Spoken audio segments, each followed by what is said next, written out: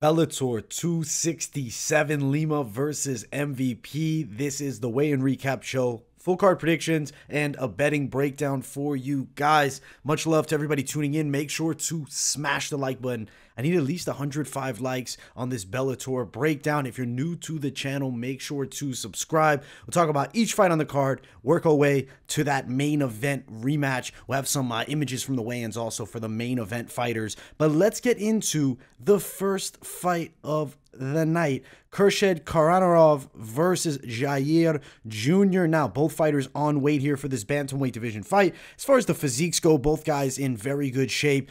It was an intense face-off, and I'm really excited to see what happens. As far as the stylistic matchup, slick striker in Khurshed Kakhorov.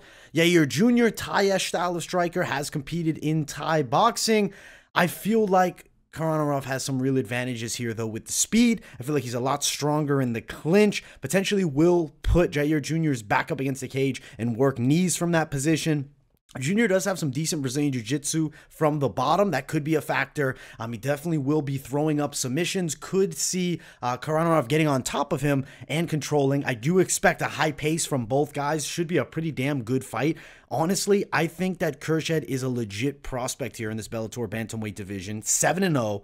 He's a guy that I want to keep my eye on. I think he has a bright future in Bellator. I think he's going to beat Jair Jr. by knockout probably in the second round. Should be an excellent fight to start the night off. Now, odds-wise, are there any potential parlays that we can play? Because the odds are super wide. -500, +472.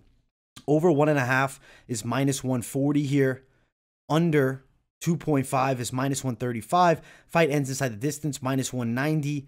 Kakhorov inside the distance, -125. I'll be honest, I'm liking that -1.5. I think late second round stoppage is potentially possible here. I'll take the -500 favorite. I think Kakhorov is a lock play.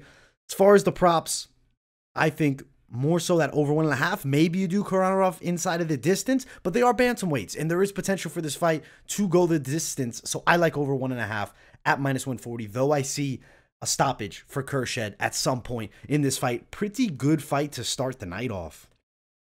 Gotta love the bantamweight division. Now, the next fight of the night, Chiara Penco versus Katharina Dalisda. Interesting matchup here between both girls, both coming off losses in their last one. A big opportunity here, though, for Katharina to make a statement at 115. I mean, 5-2 record versus 5-3. Both girls, European prospects.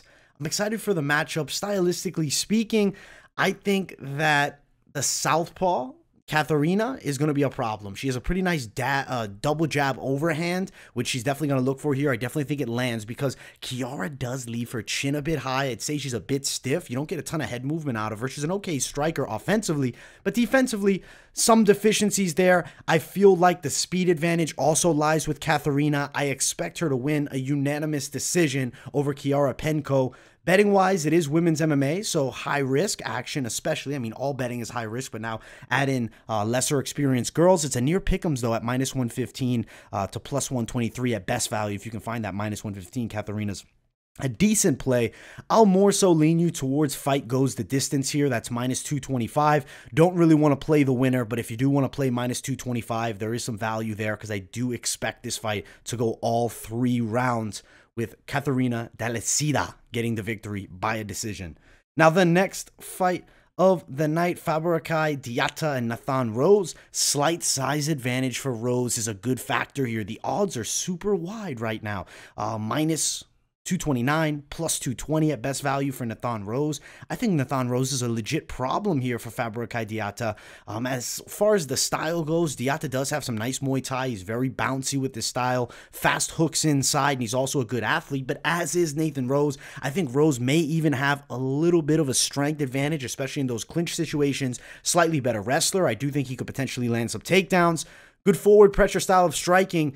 I like this matchup a lot. I think they're going to start fast and go at it early. I think we have a very entertaining fight. 3rd round KO TKO for Nathan Rose. Wouldn't be shocked if it goes all 3, though. As far as the odds for this matchup, underdog bet is fantastic at +220. That's really good value. Fight ends inside the distance plus 150. They only have over 2.5. That's minus 210. If they had an over 1.5, I would say play it. Over 2.5, I am a little more worried because I am seeing that third round stoppage, but I don't have the confidence that I want to go play Rose inside the distance. It is plus 500 for that. The value's great, but I'd rather just go towards the underdog, plus 220 straight for Nathan Rose. Underdog win here in a pretty interesting featherweight fight between two solid prospects in the featherweight division. I'm excited for this matchup. Next one, Jack Grant and Nathan Jones. I like the fight. Good face-off there. It's nice to see Jack Grant take that mask off and get at his opponent. It was good, though. It was very respectable on both sides. Bad record, though. Nathan Jones, 13-10. Jack Grant, though, 17-7. A lot of fights. Jones is a pretty slick striker. He's got good kickboxing, and his kicks are excellent. He can throw to the legs, to the body, to the head, at a very proficient and high level. Good forward pressure as well. Now, takedowns could potentially be a problem here. I think Jack is technically maybe the slightly better striker, and I do feel like he is going to have an advantage with the grappling, top control-wise. His wrestling will be good. I think Jack Grant goes towards winning this fight. I think he will win, probably decision. I'll go Jack Grant, unanimous decision. He's huge as a favorite, though. Minus 500 to plus 475. Definitely potential for a stoppage, though. Over 1.5 would be minus 119. Jack Grant straight, minus 500. Jack Grant inside the distance, minus 145. You know, this is something, though. It's not like the durability is a problem for Jones. I mean, he has been submitted. Ross Houston, solid prospect. Do I see him getting submitted here? It's definitely possible. Grant with the submission wins. Unfortunately, we don't have the sub prop. If we did, I would really lean towards that. As of right now, we have Grant inside the distance, minus 145. Not loving it. I do think it's Grant decision or submission, to be 100% honest. I think that could be a factor. But inside the distance at minus 145 isn't a great tag to play. It would be a bit of a risk. I more so would say a parlay with Jack Grant. That straight bet, if you're throwing a very large amount at it, will give you something nice back. But if not, more of a parlay edition. Jack Grant, not deep enough props, unfortunately. The next fight of the night, Elina Kallionidou versus Petra Částková. Good matchup here. I like this fight. Petra seems a slight amount bigger, but not by much. I mean, the age is substantially different. You have 39 to 22. So this right here is what I would say is the definition of crossroads fight. You have girl on the rise, even though 2-fight losing streak, still 22 years of age is very young in the fight game. She has so much time left. Petra is towards the very end.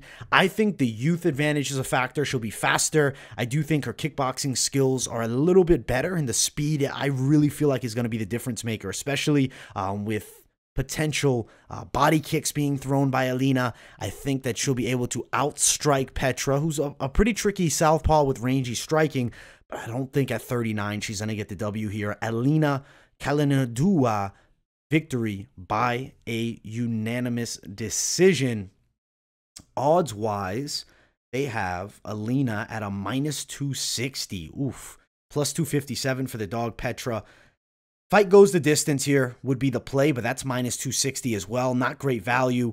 I don't think betting-wise this would be a smart one, especially because even if you play, Elina is minus 125 for a decision. So even if you prop it up, it's not the greatest value. I do think she'll win a decision, so maybe you'll consider playing that. But personally, I would lean you towards not betting this fight at all. But I do think Elina gets the victory by a decision over Petra Částková. The next fight of the night, Kane Mousah versus Davy Gallon. I'm excited to see what happens between these two. This is a very interesting fight. Mousah's intense, man.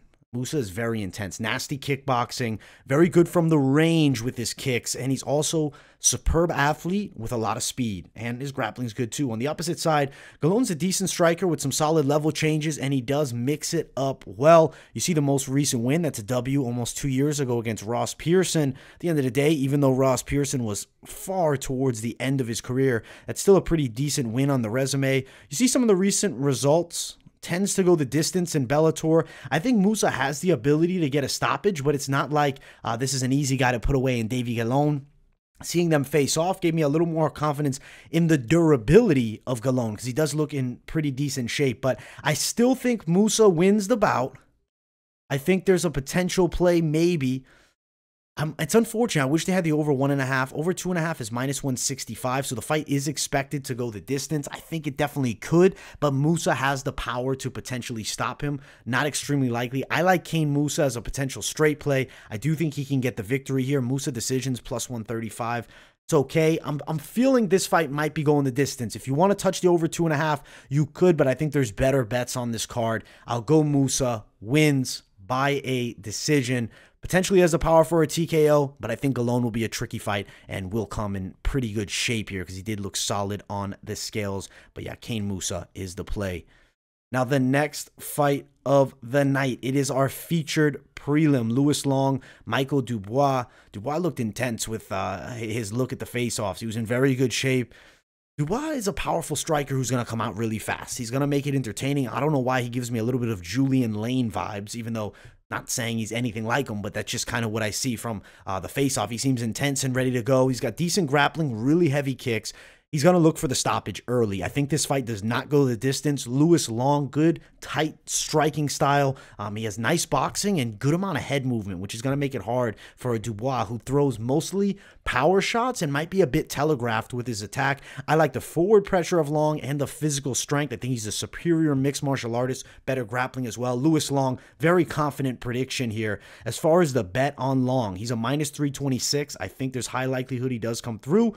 Over 1.5, +110, under 1.5, -105. The reason they have this is because Dubois is a guy who comes out intensely. Now, he has gone the distance before, but you look, out of his last 5 fights, only one has gone the distance. Louis Long in his last one getting a submission win. He has been stopped himself. I think Long by submission would be the play here. I'm thinking second round sub. Unfortunately, we have Long by inside the distance, not Long by submission. That's -138. I think that's a decent tag. I think Long wins inside the distance. Second round submission here. He'll beat Michael Dubois in what I think is an interesting fight. Nothing about the weigh-in made me change how I feel about the fight, just that I think that Dubois is going to come out heavy, fast, and it's going to be intense action. And it's a fight that you definitely want to tune into. It's a good featured prelim. Even if you're missing some of the other prelims, that'll be a good one. I know a lot of people have said, this card sucks, the value isn't great, but you have to look.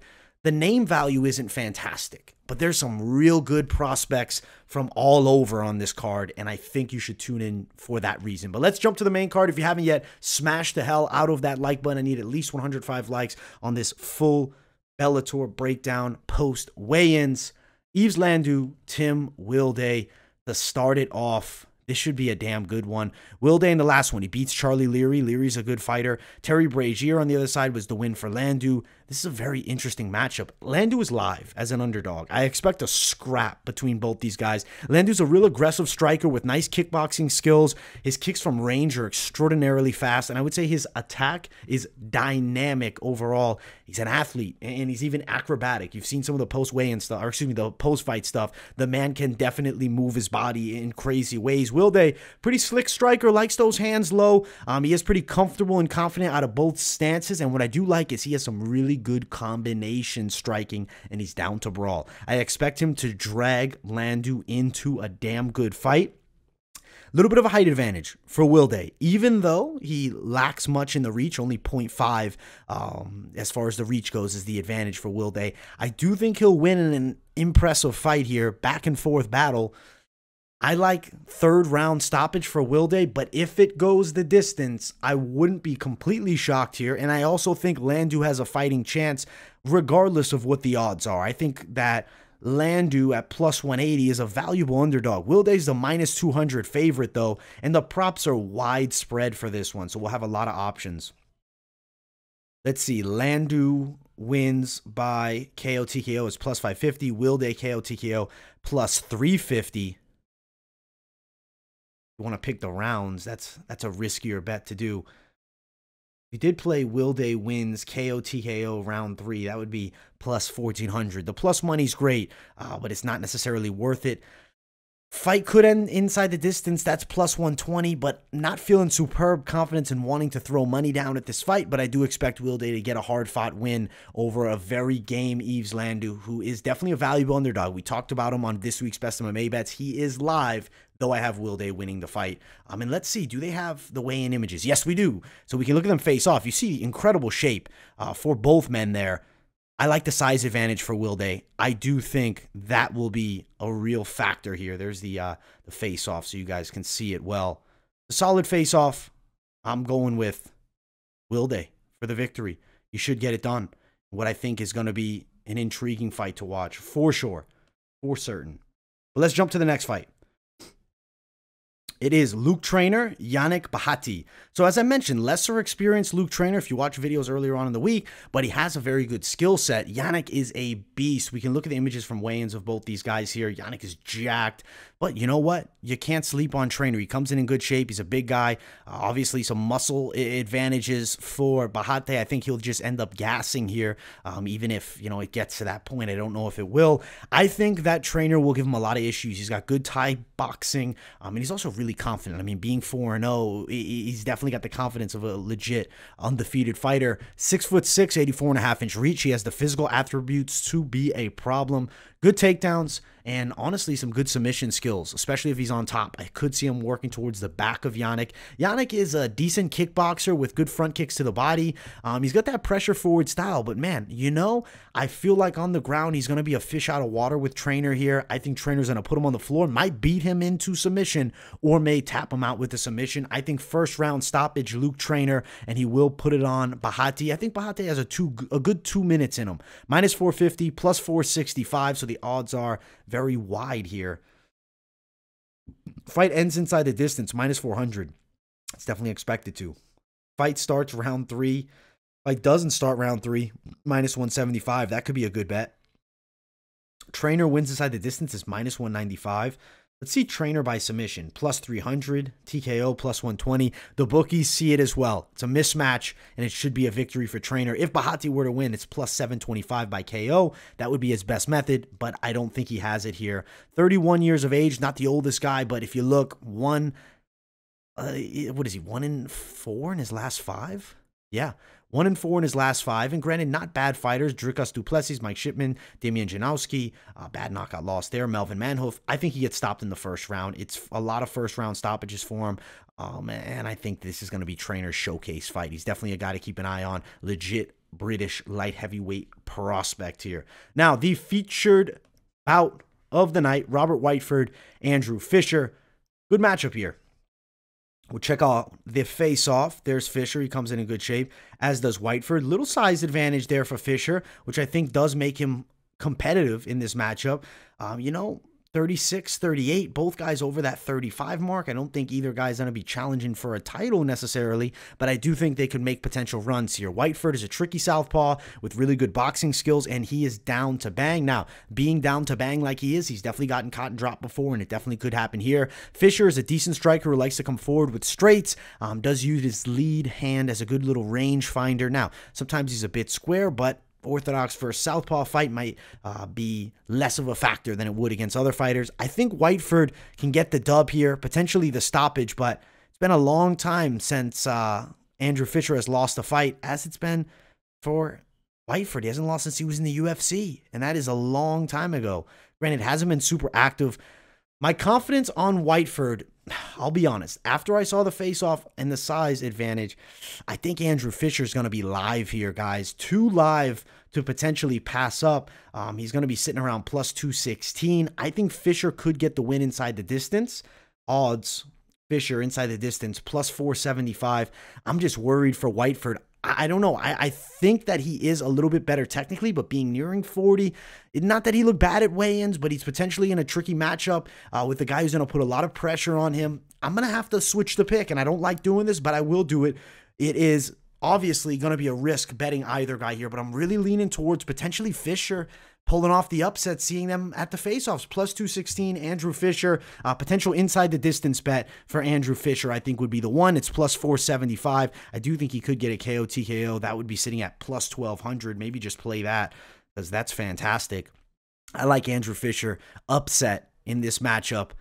Feeling more confidence in him. He's the bigger man here. He weighed in just a little bit more, but I think that's a factor. He should get it done by upset victory. Co-main event, Leah McCourt and Jessica Borga. Women's featherweight fight. Both girls, you know, trying to work towards contendership. For McCourt, a lot more so. She's got good technical striking, but the ground game is really where she shines. Excellent Brazilian Jiu-Jitsu skills and super heavy on top. Borga on the opposite side is a decent striker with definitely a more boxing style of attack. Brazilian Jiu-Jitsu brown belt on the ground. I do think that Borga's Jiu-Jitsu will help her survive here. There's the girls. McCourt, the bigger girl. You know, I feel like we might be going the distance here. Leah McCourt, dominant decision. Minus 624 to plus 550. She should get a stoppage, but that Brazilian Jiu-Jitsu brown belt is just giving me some confidence here. Over 2.5. Fight starts round 2 is minus 450. That's very, very likely. Fight goes the distance, minus 140. McCourt to win inside the distance is plus 150. McCourt to win by submission, what is that at? Plus 325. Not really loving touching this fight. It's women's MMA. Borga should lose here by a decision. I have the dominant favorite here, minus 624. Leah McCourt for the win. Not loving too many of the props. I do think fight could end up going the distance here, but I also think there could be a stoppage. We'll see the level difference when that cage door closes. Main event. Make sure you guys smash the hell out of that like button. I need at least 105 likes on this weigh-in recap show. Much love to everybody who is tuning in. All right, let's talk about some of these fights. This main fight, really. Douglas Lima and Michael Venom Page. There's the face-off. Both guys look good. Both guys look ready to go. I feel like this is MVP's fight, man. I've said this all week long. I'm on Team MVP here. You look at the first fight. His dynamic striking gave Lima problems. Closing the distance was not easy for him. That karate-esque style, extremely wide stance, super angled. His straight shot landed. It did buzz Lima a bit. I think he'll buzz him again here. Odds, have they shifted? Minus 110 for Page, plus 113 for Lima. You look at that first fight, you see why. Yes, Lima had a great moment, brutal knockout, but that's not a likely victory. It is very unlikely that happens again.